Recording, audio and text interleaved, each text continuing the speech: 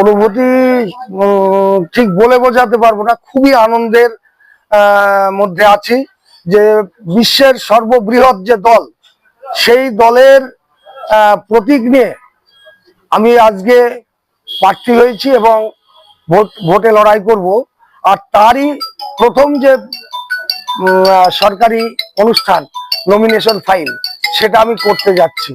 তাই আমার খুব আনন্দ হচ্ছে এবং একটু উত্তেজনা মন ভরে উঠেছে। এবং সাধারণ মানুষ যারা, তাদেরকে সবাই আমাকে ফোন করে বলছে যে দাদা আমি তোমার সাথে থাকবো, আজকে নমিনেশনে সবাই যোগদান করবো।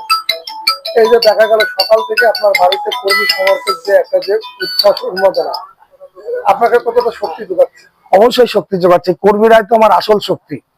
এই কর্মীরা আছে বলেই আমি আজ সুব্রত কবিরাজ প্রার্থী হয়েছি।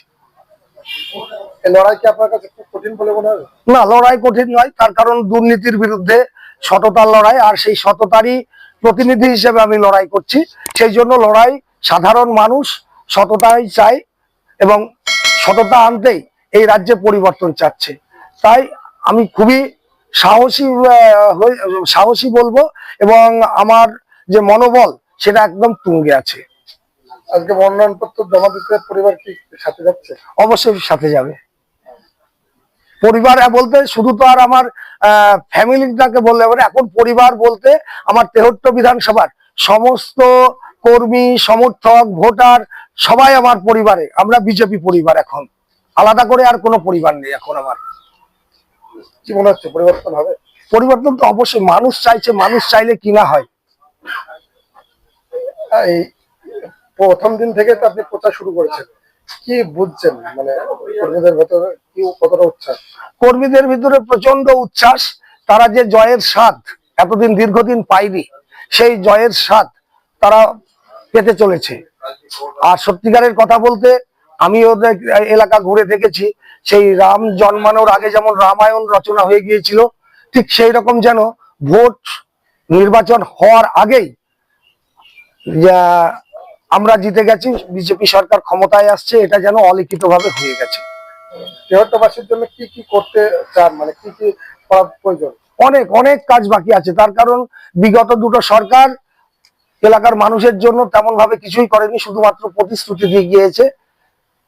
এই মানুষের 73 বিধানসভার মানুষের যে চাহিদা, সেই চাহিদাগুলো আমি পুরোপুরি পূরণ করার চেষ্টা করব, যতটাই পারবো। প্রথম দাবি হচ্ছে জলঙ্গি সেতুর যে দাবি। দ্বিতীয়ত হচ্ছে একটা করিমপুর পর্যন্ত রেলপথ আছে। 73 সাব ডিভিশনকে মিউনিসিপ্যালিটি করবার একটা দাবি ওদের দীর্ঘদিনের আছে। এগুলো মেন ইস্যু। তাছাড়া আছে শিক্ষা ব্যবস্থা এবং স্বাস্থ্য ব্যবস্থা। তো আপনাদের সংবাদ মাধ্যমে বেরোয় যে স্বাস্থ্য ব্যবস্থা কিভাবে ভেঙে পড়েছে। তা সেই স্বাস্থ্য ব্যবস্থাটা যাতে আমি ফিরে আসে, সেটা অবশ্যই চেষ্টা করব। আবার শ্যামনগরে গ্রামীণ হসপিটাল বন্ধ থাকে, সেখানে না আছে ডাক্তার, না আছে কোনো ওষুধ, না আছে কোনো ডাক্তারি সরঞ্জাম। তাই স্বাস্থ্য ব্যবস্থাটার উপরে জোর দেব। এটা কৃষি প্রধান এলাকা, কৃষকরা যাতে তাদের শস্য বা সবজি সংরক্ষণ করে রাখতে পারে এবং ন্যায্য দাম পায়, সেই দিকে নজর দেব। এইগুলো অনেকগুলো আছে, তাছাড়া রাস্তাঘাট এগুলো তো আছেই। আজকে মনোনয়নপত্র উপলক্ষে কি বলবো? মনোনয়ন উপলক্ষে এটাই বলবো যে মানুষ, সাধারণ মানুষ যে উৎসাহের সঙ্গে আজকে যেতে যাচ্ছে, আনন্দে আসুক এবং আমাকে যে নির্বাচনের যে প্রথম ধাপ, এই নমিনেশন জমা দেওয়া, সেটাতে সাথী হোক এবং সবাই যেন আমাকে একটু আশীর্বাদ করে। অনেক বছর ধরে আমার পছন্দের গয়না সঞ্চয় করেছি, এবার দেব আমার প্রিয় মানুষ। মা, it's yours. Now it is yours.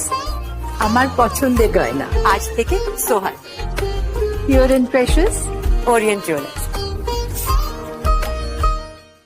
যদি এখনও আমাদের খবরের দর্পণ চ্যানেলটি সাবস্ক্রাইব না করে থাকেন, তাহলে এখনই সাবস্ক্রাইব করুন, সঙ্গে বেল বাটনটি ক্লিক করুন আর পেয়ে যান সব খবরের দ্রুত ভিডিও আপডেট।